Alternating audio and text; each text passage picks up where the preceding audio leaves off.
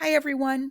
Now that we've worked on looking at different shapes of graphs and we've built up some of the vocabulary to describe these different curve functions in data sets, I want to actually introduce some of the formulas that are going to fit for modeling these types of situations. So just a really quick visual here, we have this sort of concave up and increasing shape is a really common one. We have a concave down and increasing shape shown here. And then we have a concave up and decreasing shape. And there's certainly more shapes, but these all fit in one big family of functions. And we're going to look at little pieces of this family separately. But basically what we're headed for here is exploring power functions, which would have a basic form of y equals a times x to some power p. So here x and y are our variables. A is just some constant out in front. And P is also some constant power.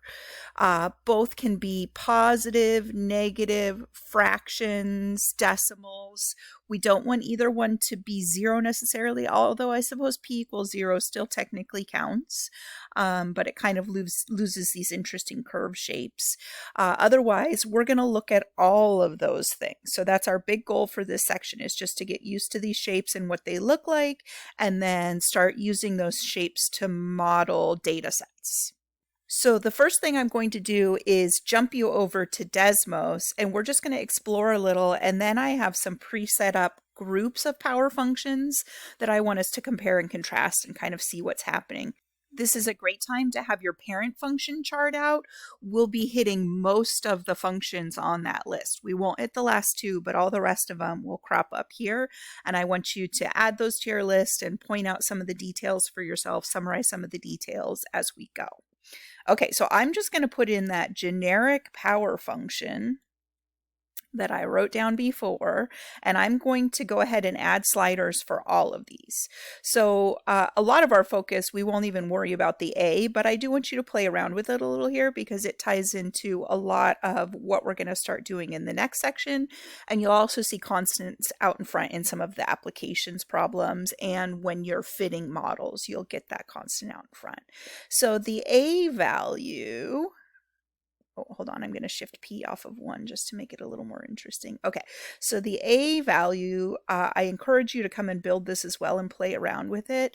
The A value takes whatever the shape is and it'll stretch it out, make it taller, or flatten it out a bit, make it shorter, or if it's negative, it can even flip it upside down. So this is really what we would describe as transformations: vertical stretch or compression, or flipping over the x-axis. Those are all transformations, and that's going to be the next thing that we tackle. But for now, just getting a general sense of what's happening there is great. What I really want to get into is what happens as these powers change. So we can play around a little bit here. Oh, let's make A not be 0. Let's make A equal 1. So now we really are just looking at x to a power. Okay, so if our power is 0, things get a little bit boring because anything raised to the 0 is 1. So we actually get a constant function. So that technically can fit into this class, but it doesn't fit any of the other stuff that we're interested in, these curve shapes. So I'm going to go ahead and just play this so that you can see some of the shapes that we're getting. So this is the positive powers. You can see it starts to curve up more and more and more. And interesting things happen on the left-hand side. It keeps switching back and forth on us. Okay, I'm going to pause there, and I'm going to send it back the other direction. You can see that we get very different shapes with the negative powers, and they're sort of consistent. Again, the left-hand side is kind of flip-flopping back and forth, so that's an interesting thing that happens. Okay, I'm going to zoom in on quadrant 1 now. So if we look just at quadrant 1, and here we are starting at 0 again.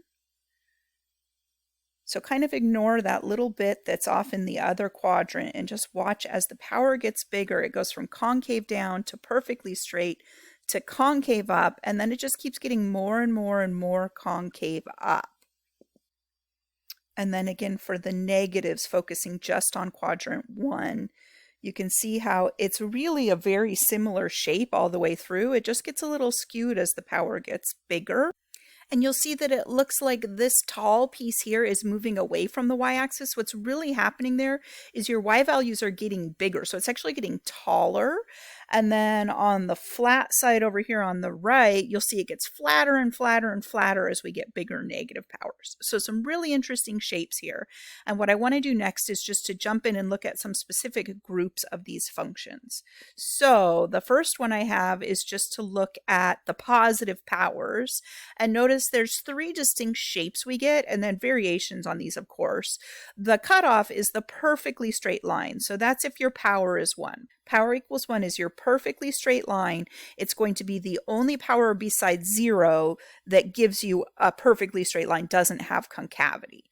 So what you'll see, and again, please play around until you're convinced, is focusing on quadrant 1 here. So again, I don't even care about that funny business happening in the other quadrants yet. I will, but we're going to focus on quadrant 1.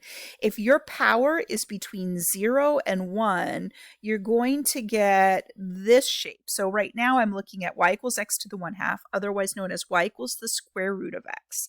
This is one of your parent functions, so feel free to add it to the list, and it really does dead end right at 0, 0.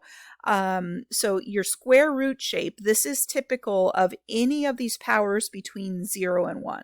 So 1/2 or 1/3 or 0.7 or 0.352, anything like that is going to give you a similar shape. Variations, but similar.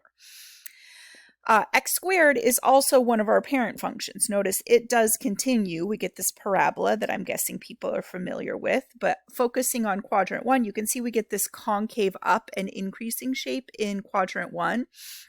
If you look at other powers greater than 1, they're going to be similar in quadrant 1.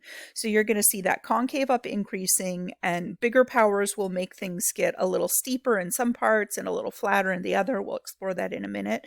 But these are your 3 typical shapes you see for that quadrant 1. Perfectly straight line is the cutoff, concave down increasing, or concave up increasing. And this is the positive powers. We'll look at negative as well.